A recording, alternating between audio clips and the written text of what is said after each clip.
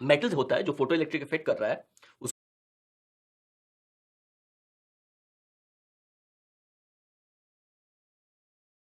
उसको पहले हम नेगेटिव पोटेंशियल पे डालते हैं, ठीक है, और जो कलेक्टिंग प्लेट होता है उसको पॉजिटिव पोटेंशियल पे डालते हैं, फिर उसको रिवर्स कर देते हैं, फिर उसको इंटरचेंज कर देते हैं। तो इलेक्ट्रॉन को क्या मिलेगा? रेजिस्टेंस मिलेगा, और फिर एक पर्टिकुलर पोटेंशियल पे फोटो इलेक्ट्रिक इफेक्ट स्टॉप हो जाएगा, जिसको हम कहते हैं स्टॉपिंग पोटेंशियल। अब यहां कह रहा है कि anode voltage is increased, photo current increase करेगा कि नहीं करेगा, ठीक है। तो दिख रहा है ना, अनोड वोल्टेज अगर इंक्रीज करेगा तो फोटो करंट भी इंक्रीज करेगा, लेकिन यहां पे जो की वर्ड है यहां पे वो है सर्टेनली। क्या इफेक्ट पड़ेगा इसे, सोच के बताइए। यहां जो की वर्ड है वो है सर्टेनली, इससे हमारे ऑप्शन पे, हमारे करेक्ट ऑप्शन पे क्या असर पड़ेगा, सोच के बताइए।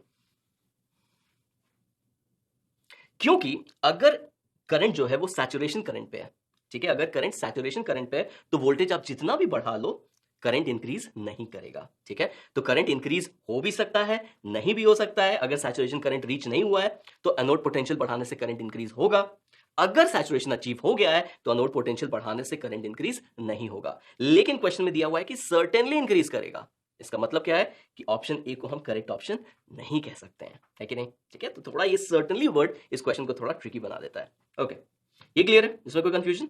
ऑलराइट, नेक्स्ट क्या है? Area of cathode surface is increase. तो मान लेते हैं ये हमारा मेटल है जिसके ऊपर लाइट फॉल कर रही है, ये हमारा कलेक्टर प्लेट है, तो इसको हम नेगेटिव पोटेंशियल देते हैं, इसको हम पॉजिटिव पोटेंशियल देते हैं। अब लाइट कहां है? लाइट इंसिडेंट हो रही है इस कैथोड सरफेस पे, ओके। तो अगर कैथोड सरफेस इंक्रीज कर दिया जाए, इसका मतलब क्या होगा? ज्यादा लाइट फॉल करेगी। ज्यादा लाइट फॉल करने का क्या मतलब है? लाइट के पास क्या है? फोटॉन्स। अगर ज्यादा सरफेस पे, बड़े सरफेस पे अगर लाइट फॉल कर रही है तो number of photons falling on that surface बढ़ जाएगा, बढ़ेगा कि नहीं बढ़ेगा, ठीक है। तो number of electrons, sorry, number of photons falling on the surface increase हो जाएगा।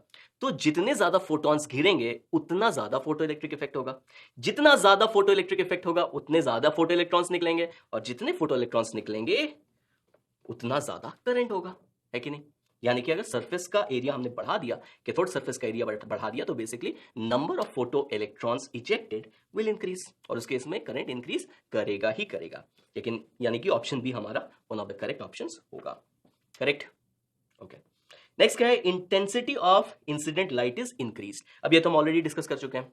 इंटेंसिटी अगर हमने बढ़ाया मतलब पर सेकेंड ज्यादा फोटोन भेजा, और अगर हमने ज्यादा फोटोन भेजा तो अगेन ज्यादा फोटो इलेक्ट्रिक इफेक्ट होगा, ज्यादा फोटो इलेक्ट्रॉन्स होंगे, ज्यादा चार्ज होगा, मतलब करंट इंक्रीज करेगा। तो ऑप्शन सी भी करेक्ट होगा। ऑप्शन डी क्या कहता है? Distance between anode and cathode is increased. तो डिस्टेंस से यहां पे फर्क नहीं पड़ेगा, ठीक है, डिस्टेंस से फर्क नहीं पड़ेगा, क्योंकि ये क्या है? एक इलेक्ट्रॉन फ्लक्स है।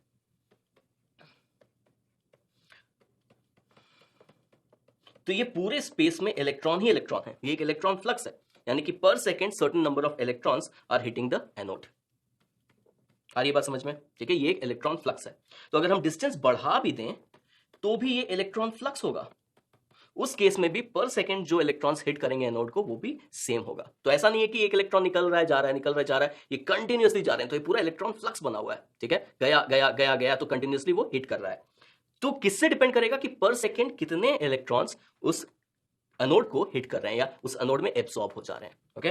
तो क्योंकि ये एक इलेक्ट्रॉन फ्लक्स रहेगा तो डिस्टेंस से फर्क नहीं पड़ता है, जितने नंबर ऑफ इलेक्ट्रॉन्स पर सेकंड निकल रहे हैं उतने इलेक्ट्रॉन्स कैथोड में, एनोड में जाके एब्सॉर्ब हो जाएंगे, ठीक है। तो डिस्टेंस पे फर्क नहीं पड़ेगा, यानी हमारा करेक्ट ऑप्शन क्या हो जाएगा? करेक्ट ऑप्शन हो जाएगा हमारा बी और सी, है कि नहीं, ठीक है। तो जितनी कहानी हमने बोली एक बार आप उसको सोचिए, जो जो डिस्कशन हमने किया एक बार उसको अपने दिमाग में सोचिए, एंड मेक श्योर कि आपको ये समझ में आता है। टेक योर टाइम, उसके बाद फिर हम नेक्स्ट क्वेश्चन पे बढ़ेंगे।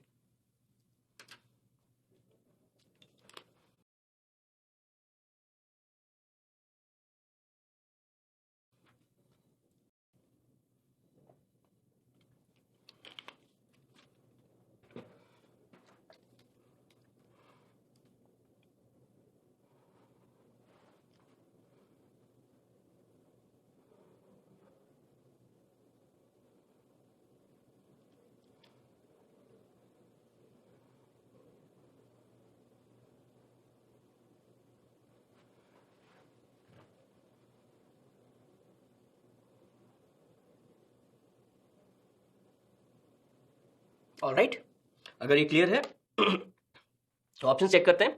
ऑप्शंस बी और सी हमारे करेक्ट ऑप्शंस हो गए। Alright, this is done. तो अब चलते हैं नेक्स्ट क्वेश्चन के ऊपर। नेक्स्ट क्वेश्चन क्या है?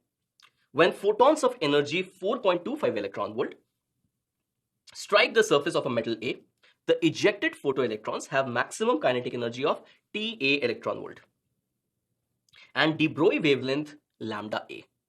Clear है ये statement? फिर से पढ़ूं। When photons of energy 4.25 electron volt strike the surface of a metal A, the ejected photoelectrons have maximum kinetic energy of Ta electron volt and de Broglie wavelength of lambda A. Clear है? Okay.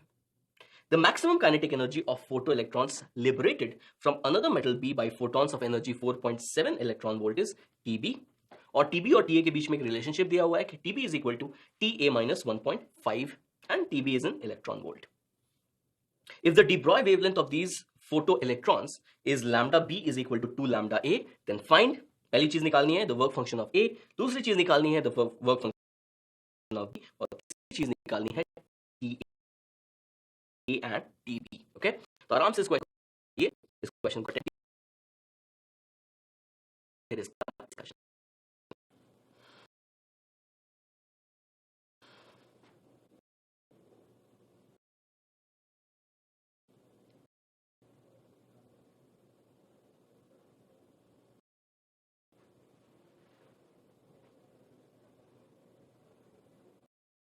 Four 4.25 electron volt, यानी कि maximum kinetic energy जो इस case में होगी वो कितनी हो जाएगी?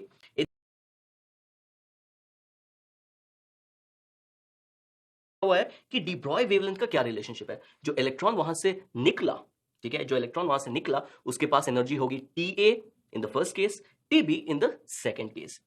तो जो डी ब्रॉय वेवलेंथ है उन इलेक्ट्रॉन्स का, उनका रिलेशनशिप है lambda B is equal to 2 lambda A। तो डी ब्रॉय वेवलेंथ क्या होता है? D Broglie wavelength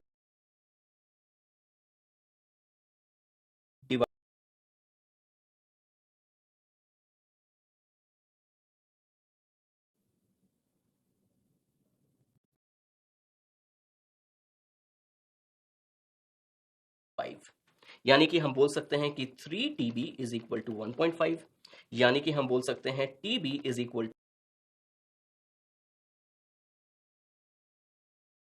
2.25 minus work function of A. तो TA हम निकाल चुके हैं, TA कितना आया था? TA आया था 2 इलेक्ट्रॉन वोल्ट। तो सब्स्टिट्यूट कर देते हैं, तो 2 is equal to 4.25 minus 5A, तो यहां से 5A का वैल्यू कितना आ जाएगा? ये आ जाएगा 2.25 इलेक्ट्रॉन वोल्ट। तो 5A का वैल्यू निकल गया। अब सिमिलरली 5B का वैल्यू निकाल लेंगे। TB is equal to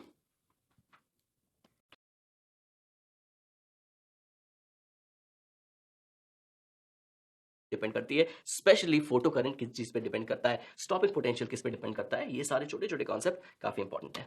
okay, तो आज का सेशन यहीं पे खत्म करते हैं, बट आप और प्रैक्टिस कीजिए और प्रीवियस ईयर क्वेश्चन सॉल्व कीजिए ताकि ये टॉपिक आपका एकदम पक्का हो जाए। ओके, तो मिलते हैं नेक्स्ट सेशन में, तब तक के लिए कीप प्रैक्टिसिंग, कीप